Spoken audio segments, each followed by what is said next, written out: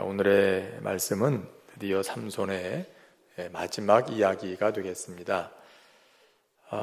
그리고 오늘 말씀 가운데 보면 삼손의 계속되는 그런 일탈에 대한 기록이 또 나오고 있습니다. 오늘 말씀 1절을 한번 같이 읽겠습니다. 1절 시작. 삼손이 가사에 가서 거기서 한 기생을 보고 그에게로 들어갔더니, 가사는 유대인들에게 주어져 있는 그런 땅이 아니죠. 여기는 유대인들이 사는 그런 땅이 아닙니다. 블레셋 사람들의 땅입니다. 그런데 삼손이 거기를 갔다는 거죠. 가사라는 땅을 간 것만도 그런데 거기에 가서 기생을 찾아갑니다. 또다시 나실인의 규례를 어기는 삼손의 모습입니다. 아주 보란듯이 합니다. 이제는 아예 죄책감 같은 것도 없어 보입니다. 당연한 듯이 가사 블레셋 사람 이방 땅에 가서 이방 여인, 그것도 부정한 여인을 찾아가게 됩니다. 근데 블레셋 사람들이 삼손이 그곳에 온 걸 알게 됐어요. 아마 이 여인이 삼손이 왔다고 얘기를 했는지, 아니면 삼손이 가사 지방에 들어오는 걸 누군가 보고 블레셋 사람들에게 소문을 냈는지 잘 알 수 없지만, 그러나 어쨌든 블레셋 사람들이 삼손이 그곳에 들어온 걸 알게 됐어요. 그리고 이젠 기회다, 삼손을 이참에 꼭 잡아야 되겠다라고 생각하고 그를 포위하게 되죠. 작전을 세웁니다. 아마 그가 정신이 이렇게 온전할 때, 낮에 깨어있는 동안에는 그와 함께 싸운다는 건, 그래서 이긴다는 건 있을 수 없는 일이기 때문에 밤에 잘 때, 그리고 새벽녘에 아직 정신이 혼미할 때, 그때 기습해서 그를 잡자, 이렇게 작전을 세웁니다. 그런데 웬일인지 삼손이 새벽까지 있질 않고요, 밤중에 일어나서 그 자리를 뜹니다. 그런데 그 자리를 뜨는데 오늘 말씀에 아주 놀라운 장면을 기록하고 있어요. 삼손이 그냥 일어나서 집에 간 게 아니고요, 성문짝과 두 문설주와 문빗장을 빼내가지고 그거를 어깨에 메고 헤브론 앞산 골짜기로 갔다, 그렇게 이야기하고 있습니다. 자, 이게요, 한 사람이 도저히 들 수 없는 그런 무게입니다. 또 그런 크기입니다. 옛날 고대 시대에, 물론 중세 시대의 성처럼 무슨 돌로 두껍게 지은 그런 성은 아니라 할지라도, 또 블레셋 사람들이 그때는 아직 그 부족 공동체의 단계에 있을 뿐이었기 때문에 그런 엄청난 성을 쌓고 지내진 않았을 겁니다. 그러나 그 성문만큼은 고대 시대의 사람들이 이렇게 성이 있을 때 그 성문은 굉장히 높았죠. 그리고 두껍고 컸습니다. 두꺼운 나무로 만든 그 성문짝, 아마도 높이가 한 3m 이상은 됐을 거라 봅니다. 그리고 굉장히 두꺼웠겠죠. 근데 그것만 해도 이게 문짝을 한 짝만 들고 가는 것도 거의 불가능한 일인데, 그렇게 큰 걸 보통 사람이. 근데 그 문짝이 둘로 이렇게 돼 있잖아요. 양쪽으로 열게 돼 있잖아요. 그 문짝을 다 빼가지고 그거를 들고, 거기다가 문설주까지 뽑아가지고 들고 갔다 그랬어요. 이 문설주는요, 그 성문짝을 고정시키기 위해서 만든 문틀이죠. 근데 이 문틀은 보통 석회석이나 돌로 만들어요. 그래가지고 단단하게 고정시키기 위해서 그렇게 만들어 놓죠. 그런데 이렇게 문짝을 지탱하는 돌로 된 구조물까지 뽑아가지고 이것까지 어깨에 메고, 거기다가 문빗장, 문짝을 가로로 잠궈 놓기 위해서 사용하는 쇠로 만든 것이든지 혹은 두꺼운 나무로 만든 그 문빗장, 이것까지 뽑아가지고 어깨에다 메고, 가까운 거리를 간 것도 아니고요. 지금 가사는 블레셋 사람들이 사는 땅이 아닙니까? 헤브론 앞산까지, 거기까지 유대인들이 살고 있는 그곳까지 그 먼 거리를 걸어서 가는 겁니다. 이걸 어깨에다 메고. 자, 이건 뭘 얘기하는 겁니까? 아직도 하나님께서 삼손에게 힘을 주고 계신다라는 걸 보여주고 있는 거죠. 사람의 힘으로는 도저히 들고 갈 수 없는 엄청난 구조물을 한 사람 어깨에 메고, 그리고 헤브론 앞산까지 걸어갔다. 하나님께서 끊임없이 일탈을 반복하고 있는 삼손이지만 아직도 하나님께서 계속 기회를 주고 계신다는 거예요. 아직도 그에게 긍휼을 베풀고 계신다. 삼손이 힘이 세다는 걸 보여주려는 장면이 아니고요. 이렇게 계속해서 일탈하고 있는 그런 삼손인데 하나님께서는 아직도 그를 버리지 않으시고 붙들고 계신다. 그런데 삼손이 그가 의도한 행동인지 아닌지 그건 알 수 없지만 하필 다른 구조물로 놔두고 문짝을 떼어 들고 갔다는 것, 여기에도 참 일종의 상징적인 의미가 있습니다. 문은 어떤 역할을 합니까? 그것도 성벽에 있는 성문, 이것은 외부로부터 침입하려는 대적으로부터 그 안에 살고 있는 사람들을 지키기 위한 용도로 사용되지요. 그래서 그 어떤 문보다도 가장 견고하고 크고 단단하게 만들지 않습니까? 근데 삼손이 하필 그 문짝을 빼들고 간 거예요. 이건 무슨 얘기겠어요? 도시 전체를 무력화시키는 행동인 거죠. 이제 그 도시를 방어하기 위한 그 가장 중요한 성문이 없어져 버렸어요. 확장 열려버렸어요. 아무나 드나들면서 그 안에 있는 사람을 약탈하고 해도 어떻게 할 수 없는 그런 지경이 되고 만 거죠. 이게 무슨 얘기겠습니까? 너희는 나로부터 너희 자신을 지킬 수 없다. 그런 메시지를 전달한 거죠. 나아가서 어쩌면 이것을 삼손이 의도했는지는 모르겠지만 결코 너희는 하나님을 이길 수 없다라는 메시지까지 그 안에 들어있지 않았겠습니까? 여러분, 여전히 하나님이 주신 힘이 그에게 있습니다. 자, 그런데 그 다음에 이어지는 이야기의 내용을 보면 결정적으로 하나님께서 그를 내어버리시는 그런 장면이 등장하고 있습니다. 그 내용이 어떤 얘기입니까? 유명한 삼손과 들릴라의 얘기죠. 다른 얘기들은 좀처럼 우리가 기억하지 못해도 삼손 하면 떠오르는 이름이 들릴라지요. 삼손과 들릴라의 이야기. 자, 삼손이 가사에 있는 여인을 찾아갔다가 이번에는 소렉이라는 동네로 갑니다.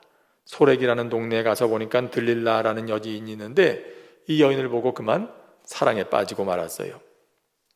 근데 이 소렉골짜기는 유다와 블레셋의 경계 지역에 있는 곳입니다. 이스라엘과 블레셋의 문화가 서로 교차하는 그런 지역이죠. 자, 그런데 지금까지 삼손이 들락거렸던 지역을 다 보면은요, 이렇게 블레셋과 유다 그 이스라엘 백성들의 그 사는 지역의 경계에 해당하는 곳을 삼손이 자꾸 들락거립니다. 거기서 항상 사고가 생깁니다. 이전에 만났던 여인도 그랬고 가사의 여인도 그렇고 지금 들릴라도 마찬가지예요. 항상 문제는 어디서 터지냐 하면 그 경계선에 있는 지역에서 문제가 항상 생겼어요. 자, 이건 뭘 보여주는 얘기겠습니까? 시사하는 바가 있는 거예요. 삼손은 어떤 사람입니까? 나실인이죠. 나기 전부터 나실인으로 택함을 받고 평생 나실인으로 이스라엘의 지도자로 살아가는 사람입니다. 그렇다면 그는 그가 서 있는 땅을 확실하게 했어야 돼요. 어디에 설 것인지, 내가 블레셋 땅에 가서 싸울 건지 아니면 유다 땅에 있어서 이 땅을 지킬 것인지 그걸 확실하게 결정했어야 돼요. 그런데 삼손은 끊임없이 이 경계에 서가지고 왔다 갔다 하고 있는 거예요. 거기서 꼭 문제가 생기는 거죠. 소래골짜기, 바로 그런 자리에 또 찾아갑니다. 여러분, 이건 매우 중요한 얘기 아니겠습니까? 여호수아가 이제 가나안 입성을 눈앞에 두고 있는 이스라엘 백성들, 그리고 그들에게 여호수아가 분명하게 얘기하죠. 그리고 가나안 땅 어느 정도 정복전쟁이 마무리된 후에 전체의 주도권을 쥐게 된 그때에 아직 남아있는 땅들이 있지만 어느 정도 여호수아가 해야 할 사명을 다하고 세상을 떠나기 전에 그가 이스라엘 백성들에게 이렇게 분명히 얘기합니다. 너희가 섬길 자를 오늘 택해라. 가나안의 신이 좋으면 그들에게 가고 여호와 하나님이 진짜 신이라고 생각되면 하나님을 섬겨라. 둘 중에 하나 택해라. 여기도 갔다 저기도 갔다 중간에서 왔다 갔다 회색지대는 없는 거다. 오늘 너희가 섬길 자를 택하라. 그러면서 얘기하죠. 나와 나의 집은 오직 여호와만 섬기겠노라. 아주 유명한 얘기를 합니다. 자, 그런데 삼손은 그러질 못해요. 마음을 정하지 못하고 늘 이쪽 저쪽의 경계에서 한 발은 여기에 다른 발은 저기에 그렇게 두고 살아가고 있어요. 왔다 갔다를 반복하고 있습니다. 이게 시험에 들게 된 결정적인 이유 가운데 하나인 거죠. 여러분, 그렇기 때문에 오늘도 우리가 신앙생활할 때 항상 우리의 마음을 확실하게 할 필요가 있어요. 세상의 것도 좋고 하나님의 은혜도 포기하지 못하고 그런 식으로 중간에 회색지대에 이런 것도 아니고 저런 것도 아니고 그렇게 살다 보면 시험에 빠지게 되는 거예요. 신앙인이면 어디서든지 신앙인답게 살아야 되겠는데, 신앙인 것 같으면서 아니면 다른 사람들 만날 때는 또 아닌 것도 같으면서 이게 아주 왔다 갔다 하는 거죠. 우리가 사도행전을 읽어보면 유두고의 이야기도 잘 알고 있지 않습니까? 그의 실수가 뭡니까? 확실하게 들어올 거면 들어오고 말려면 말고 그렇게 확실하게 입장을 정리했어야 되는데 성경은 그가 어디에 앉아 있었다 그럽니까? 창문에 걸터 앉아 있었다 그랬어요. 물론 그때 상황을 이렇게 상상해 보면 이해가 안 되는 건 아닙니다. 옛날에 요즘처럼 뭐 전기불이 있길 합니까? 그렇진 않잖아요. 그러니까 전부 다 그 안에 횃불을 켜놓고 있는 거예요. 그러니까 뭐 촛불 같은 게 아직도 생기기 전이니까 다 횃불을 켜놓고 이제 그 안에서 지내는데 그 안에 불을 환히 밝혀놨어요. 어두운 밤이니까. 그리고 그 안에 사람들이 꽉 들어차 있어요. 그런데 그 안에 공기가 얼마나 탁하겠어요. 안에서 불은 타고 있죠. 그을음이 나고 있죠. 사람들은 많이 앉아 있죠. 그러니까 맑은 공기를 찾아서 창가에 앉아 있었지 않았겠느냐, 그렇게 상상도 할 수도 있겠고요. 혹은 사람들이 너무 많아서 앞자리로 가지 못하고 어쩔 수 없이 뒤에 이렇게 밀려나가지고 창 쪽까지 갈 수밖에 없었다, 그렇게 생각할 수도 있겠지만, 자, 왜 하필이면 창가에 갈 수도 있죠. 그 벽에 기대고 있으면 되지 왜 창문에 걸터 앉는 것도 뭐예요? 그게 문제였다는 거죠. 결국 어떻게 됩니까? 창문에 걸쳐 앉았다는 거는 이 사람이 지금 안에 들어온 것도 아니고 밖에 나간 것도 아니고 그런 중간 경계 지역에 쫙 앉아 있다는 얘기입니다. 그러다 결국 졸기 시작하고 밖으로 떨어졌다. 아주 안타까운 얘기예요. 떨어져도 좀 안으로 떨어졌으면 좋았겠는데 하필이면 떨어졌는데 밖으로 떨어져가요. 밖으로 떨어져가요. 여러분, 이게요, 멀리 가면 졸음이 오게 돼 있는 거예요. 예배 드릴 때도 보면 앞자리에 앉아 있는 사람 가운데 조는 사람은 없더라고요. 제가 보니까 다 조는 사람은 저 뒤에 계신 분들이지. 지금 뒤에 앉아 계신 분들 죄송합니다. 여러분들이 졸고 있다는 건 아니에요. 근데 대개 졸고 있는 사람들의 공통점을 보면 거의 뒷자리에 앉아 있는 사람들이다, 이 말이에요. 그래서 저희 교회는 이렇게 보면 기둥 뒤에는 의자를 이렇게 띄워놨을 거예요. 저희 교회 처음에 새성전 짓고 여기다가 의자 들여놓을 때 사실은 기둥 뒤에까지 이렇게 장의자가 있었어요. 근데 제가 장의자 기둥 뒤에 있는 거 치우라 그랬습니다. 왜 그랬을까요? 그 사람들이 자꾸 기둥 뒤에 가서 앉는 거예요. 기둥 뒤에 가고 거기 숨어가지고 이제 있는 거죠. 앞도 안 보이는데 기둥 뒤에 앉아있으면 어떻게 되겠어요?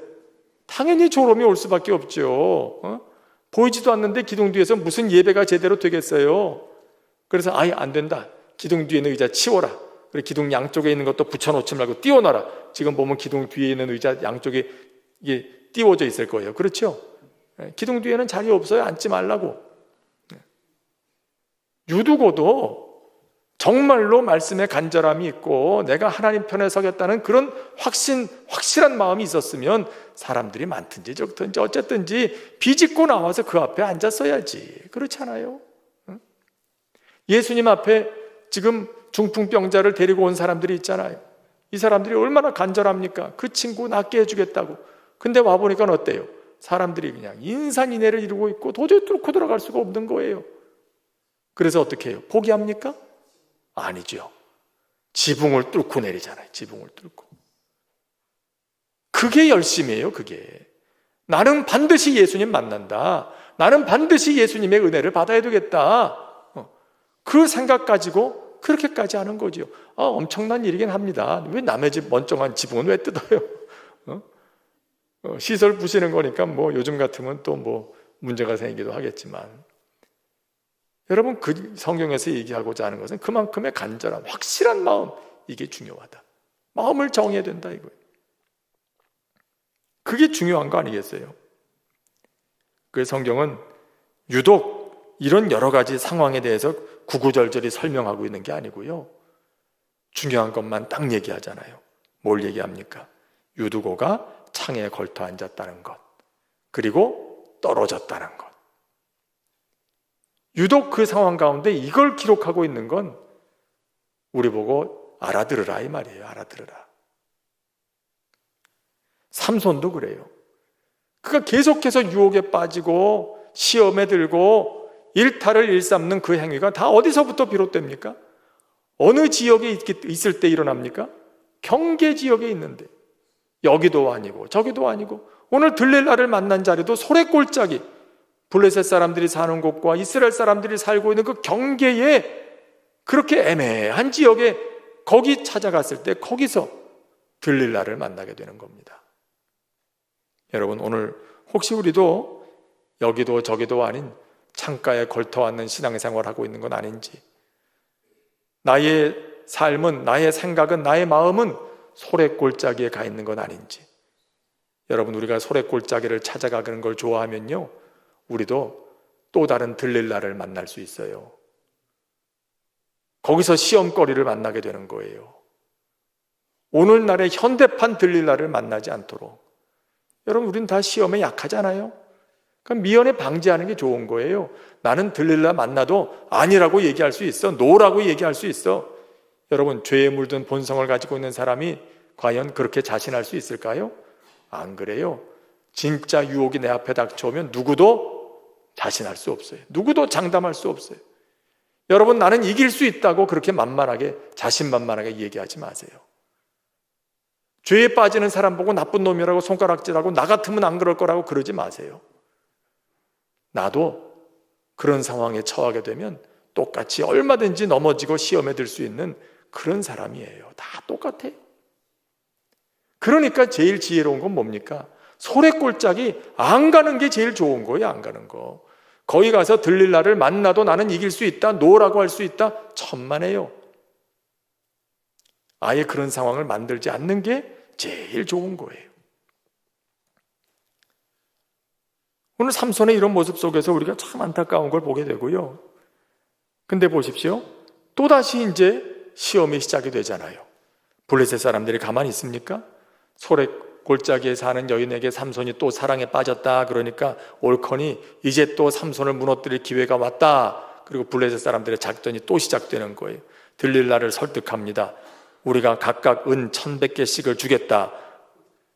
우리가 각각 은 1,100개씩을 주겠다. 지금 블레셋 사회는요, 5 부족들이 함께 연합체를 이루고 있는 그런 공동체예요.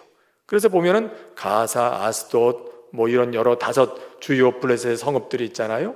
근데 이 성읍들이 주요 부족들이 살고 있는 곳인데, 이 5 성읍의 방백들이 모여서 들릴라에게 지금 얘기하는 겁니다. 삼손이 워낙 강력한 대적이기 때문에 삼손의 비밀을 우리에게 알려주면 우리가 각각 1,100개씩 은을 내게 주겠다. 자, 그러면 5 방백이 각각 1,100개씩 은을 준다 그러면 도대체 은을 몇 개를 받는 거예요? 5,500개를 받는 거예요. 이건 뭐 한 국가적인 프로젝트를 할 수 있는 재정이 어마어마한 겁니다. 이건. 그럼 삼손에게 이만큼의 현상금을 걸어주겠다는 얘기입니다. 국가적 차원에서의 현상금을 걸어줄 테니 네가 삼손의 비밀만 알려다오. 자, 근데 여기서 또 안타까운 게 있어요. 삼손이 들릴라를 사랑했어요. 아마 삼손이 순진해가지고 진짜로 이 여인을 사랑했던 것 같아요. 그런데 이 여인은 어떻습니까? 삼손을 진짜 사랑한 게 아니에요. 오늘 말씀해 보면 그가 사랑한 건 삼손이 아니라 돈이었어요. 그래서 이 사람들이 은 1,100개를 약속하니까 그만 마음이 비어나고 말아요. 정말로 삼손을 사랑한 여인이었다면 그 자리에서 거절했어야 되죠. 마음을 딱 정하고, 아니, 나는 내가 사랑하는 남자의 비밀을 당신들에게 알려줄 마음이 없어. 그거 알려주면 당신이 삼손을 해야 할 것을 내가 분명히 아는데 내가 사랑하는 남자에게 나는 그렇게 할 수 없습니다. 분명히 그렇게 답했을 거예요. 근데 들릴라는 그러지 않아요. 돈을 택하고 삼손을 내어버립니다. 블레셋 손에 팔아버립니다. 그런데 어떻습니까? 삼손은 이걸 몰라요. 이 여인이 자기를 진짜 사랑하는 게 아니라는 걸, 돈을 사랑하고 있다는 걸 알지 못해요. 왜? 하나님을 떠나서 이미 지혜를 잃어버렸거든요. 결국 그 여인의 집요한 요구에 굴복당하고 머리를 잘리게 됩니다. 자, 물론 머리카락에 무슨 주술적인 능력, 마술적인 능력이 있어서 그런 건 아니에요. 머리가 길면 힘이 세고 머리를 잘리면 힘이 없어지고, 머리카락에 힘이 있는 건 아니죠. 삼손도 착각하고 있는 거예요. 지금 말하는 얘기를 한번 잘 보세요. 내가 머리가 밀리면 힘을 잃어버릴 것이다. 머리카락에 밀려서 힘을 잃어버리는 겁니까? 자, 나시린이 머리를 자르지 않는 건 어떤 의미가 있습니까?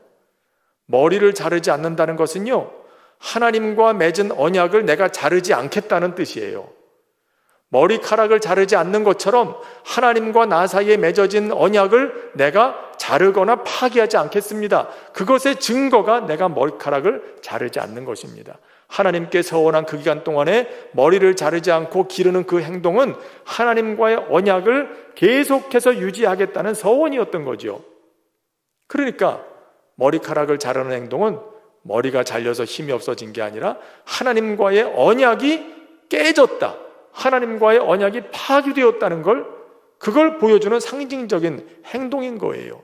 그러니까 삼손이 힘을 잃은 건 머리카락이 잘려서가 아니라 하나님께서 그를 떠나셨기 때문이죠. 그런데 삼손은 이것도 알지 못했어요. 그래서 머리카락이 잘린 후에 블레셋 사람들이 그를 붙잡으러 오니까 이전과 똑같이 내가 떨쳐 일어나 힘을 내리라. 근데 그때 힘이 없던 거예요. 그때 가서 깨닫게 됐어요. 그리고 거기에 뭐라고 기록하고 있습니까? 한번 같이 읽어볼까요? 우리 20절 말씀 같이 읽어보겠습니다. 20절 시작. 들릴라가 이르되 삼손이여 블레셋 사람이 당신에게 들이닥쳤느니라 하니 삼손이 잠을 깨며 이르기를 내가 전과 같이 나가서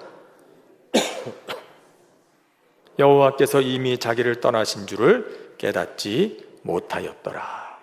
그가 힘을 잃어버린 이유는 하나님께서 그를 떠나셨기 때문이에요. 그 전까지는 하나님께서 그래도 좀 기회를 계속 주셨는데 더 이상은 안 되겠다. 하나님께서 그를 떠나셨어요.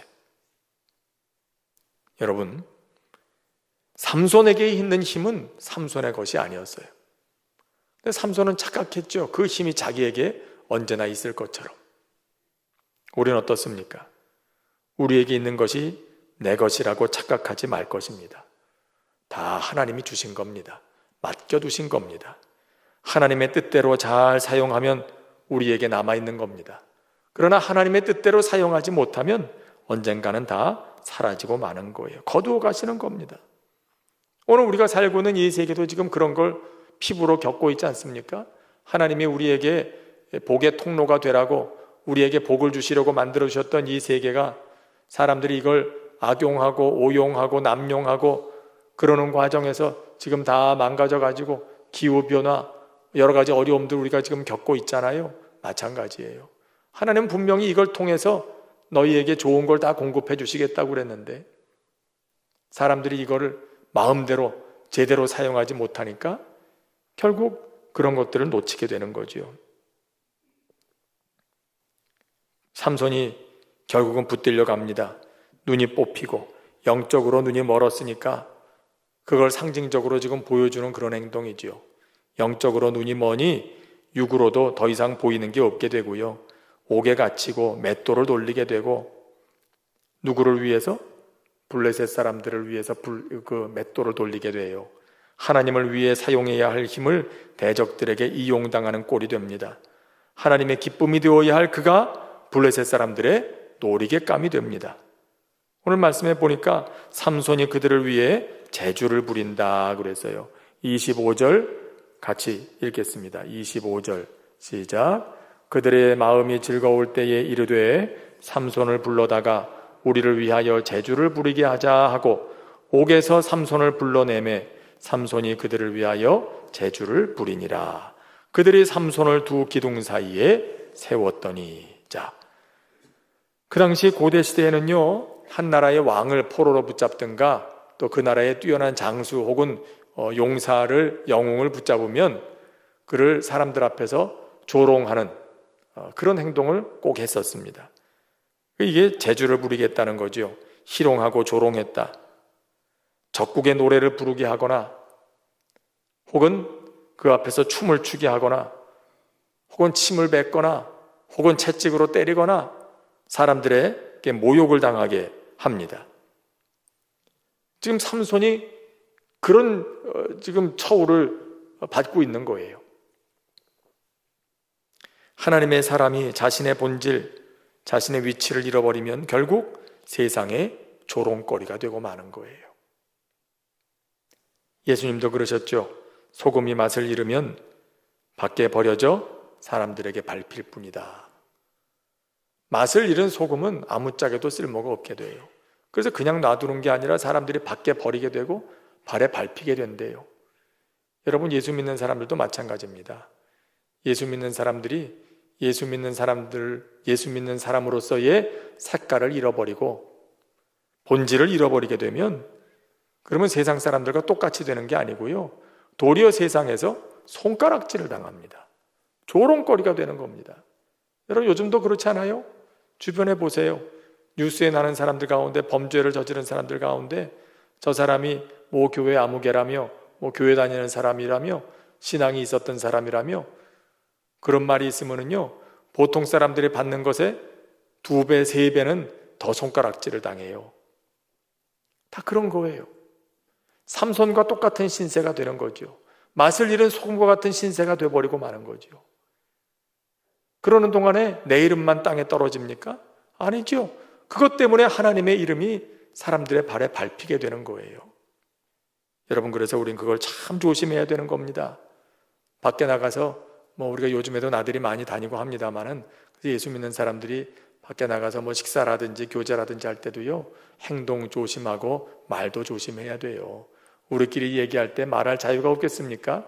우리나라 헌법에 다 표현의 자유가 있는데 내 속에 있는 거를 말할, 표현할 자유가 다 있죠. 그러나 예수 믿는 사람들 밖에 나가서 말할 때요, 주변에 다 안 믿는 사람들이에요.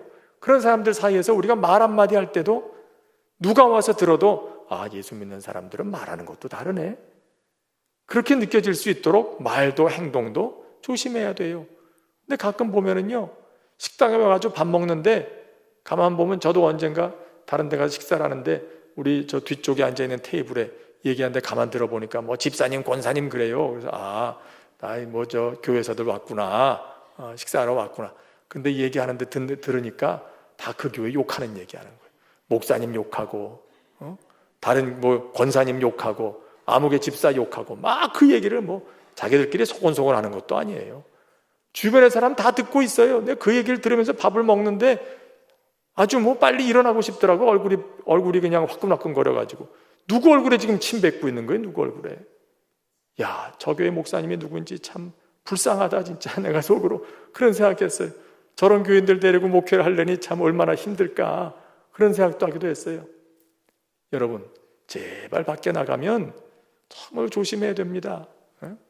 그런 모습 보이면은요, 세상 사람들하고 똑같이 대우받는 게 아니고요, 갑절, 세곱절, 네곱절로 손가락질을 당해요. 그게 하나님의 영광 땅바닥에 떨어뜨리는 행위예요. 잘 생각해야 됩니다. 삼손이 지금 그런 짓을 하고 있는 거예요. 삼손이 얼마나 안타까운 일이에요. 그가 지금 거기 가서 이런 조롱을 당할 때 하나님이 그의 영광이 얼마나 땅바닥에 떨어집니까? 오늘 말씀 보세요. 우리의 신 다곤이 삼손을 이겼다, 삼손의 하나님을 이겼다, 지금 그러잖아요. 이런 조롱을 하나님이 받고 있는 거예요. 하나님이. 누구 때문에? 삼손 때문에. 자, 이 지경이 됐는데도, 그런데 오늘 말씀에 참 은혜로운 말씀이 있어요. 22절 같이 읽겠습니다. 22절 시작. 그의 머리털이 밀린 후에 다시 자라기 시작하니라. 자, 머리털이 잘렸어요. 하나님이 징계를 해가지고, 이놈 하여튼 내가 이번에는 다시는 안 봐준다, 그리고는 지금부터는 머리털이 안 자랄 거다, 그렇게 하지 않으시고요, 사람이 하나님이 만들어주신 거는 다 잘리면 또 잘하게 돼 있고 다 그렇게 되죠. 당연히 잘하는 거예요. 근데 여기에 이거를 기록해 놓은 건 뭐겠습니까? 하나님께서 이후에 또다시 삼손을 기억하시고 그에게 힘을 주고 계신다는 얘기죠. 그래서 결국 어떻게 합니까? 마지막에 삼손이 회개하는 마음으로 하나님 앞에 간절하게 부르짖죠. 하나님, 이번만 나를 도와주십시오. 마지막으로 나를 도와주십시오. 여러분, 그런데 참 놀라운 게 뭔지 아세요? 삼손의 이야기 가운데 하나님 앞에 삼손이 자기의 입으로 하나님 앞에 드린 기도는 이게 유일해요. 그 전에 삼손이 하나님께 기도했다는 내용이 안 나와요. 하나님, 우리 민족을 블레셋의 손에서 구원하옵소서. 하나님, 나로 시험에 들지 않게 하옵소서. 기도한 적이 한 번도 안 나와요. 근데 마지막에 죽을 지경 되니까 이때서야 하나님, 내가 마지막으로 하나님 앞에 구하오니 내게 한 번만 더 힘을 주십시오. 참 사람이 그렇죠. 보통 때 힘이 있을 때는 기도 안 해. 자기 힘만 믿고 잘난 줄 알고 살다가 죽을 지경 돼서야 하나님을 찾아요. 참 우리의 모습이 어떤지 이런 삼손의 모습을 보면서도 우리를 돌아보게 되는 거예요. 우리는 그렇지 않은지 과연? 근데 그 기도까지도 하나님이 들어주신다는 거죠. 야, 네가 지금까지 한 짓이 얼만데 그렇게 해놓고도 나한테 기도할 염치가 있냐? 내가 너한테 응답할 걸로 기대하고 나한테 기도하는 거냐? 택도 없다. 하나님 그러실 것도 같은데 오늘 말씀해 보면 하나님이 다시 머리카락이 자라고 있다. 이건 단순히 생물학적인 변화를 얘기하는 게 아니고요. 하나님이 다시 삼손에게 은혜를 베풀기 시작하셨다. 그를 긍휼히 여기시고 그리고 마지막에 힘을 주셔요. 그래, 내가 네 기도를 들어주마. 마지막 힘을 주시는데 이전에 그에게 있었던 것보다 훨씬 더 큰 힘을 주셔서 지금 다곤의 신전 안에 다 모여있는 거거든요, 이 사람들이. 근데 이 사람들이 어마어마하게 많은 사람들이 모였어요. 5성읍의 모든 방백들이 다 모여있고요. 그 5성읍의 최고 통치자들이 다 모여있는 자리예요. 우리나라 지금 그 경주에서 에이펙 지금 그 회의가 열리고 있는데 거기에 각국 정상들이 다 모여있잖아요. 그것처럼 지금 이 다곤 신전에 그 블레셋 각 성읍의 통치자들이 그 정상들이 지금 다 모여있고 함께 지금 그들을 도와서 그 성읍을 다스리는 다른 사람들도 다 모여있고 뿐만 아니라 남녀노소 중요한 사람들이 다 모여있는 자리예요. 한두 사람도 아니고 지붕에는 3천여 명이 모여있다고 그랬어요. 근데 그 사람들이 한꺼번에 여기서 신전이 무너지면서 죽임을 당하게 됩니다. 이건요, 블레셋 사람들에게 그 사회에 엄청난 타격을 주는 사건이었어요. 5성읍의 최고 통치권자들이 한꺼번에 죽었잖아요. 블레셋을 다스릴 사람이 없어요, 지금. 블레셋이란 배가 있는데 배의 선장이 다 죽어 없어진 거예요. 표류하는 민족이 되고 만 거죠. 결정적인 그런 타격을 주게 됩니다. 여러분, 이렇게 함으로써 드디어 이스라엘 사람들이 블레셋의 압제에서 숨통을 트게 되는, 블레셋으로부터 이스라엘을 구원하기 시작하시는 하나님의 역사가 여기서부터 시작되고 있는 거예요. 여러분, 삼손의 이야기를 읽으면 끊임없이 긍휼히 여기시고 은혜를 베푸시는 하나님의 모습을 보고 또 그 이면에서 안타깝게도 계속해서 하나님 앞에서 일탈을 행하는 그런 삼손의 모습을 또 보게 됩니다. 여러분, 오늘 이 말씀을 통해서 우리는 과연 삼손이 경계를 들락날락하면서 시험에 들었던 것처럼 우리는 확실하게 하나님께 대해서 우리의 믿음을 지키고 있는지 다시 한번 돌아보게 됩니다. 하나님의 은혜를 나의 범죄의 기회로 오용, 악용, 남용하고 있지는 않은지 삼손이 그랬던 것처럼 말이죠. 다시 한번 돌아보는 기회가 되는 것입니다. 오늘 우리에게 주신 말씀 생각하면서 잠시 한 목소리로 기도하겠습니다.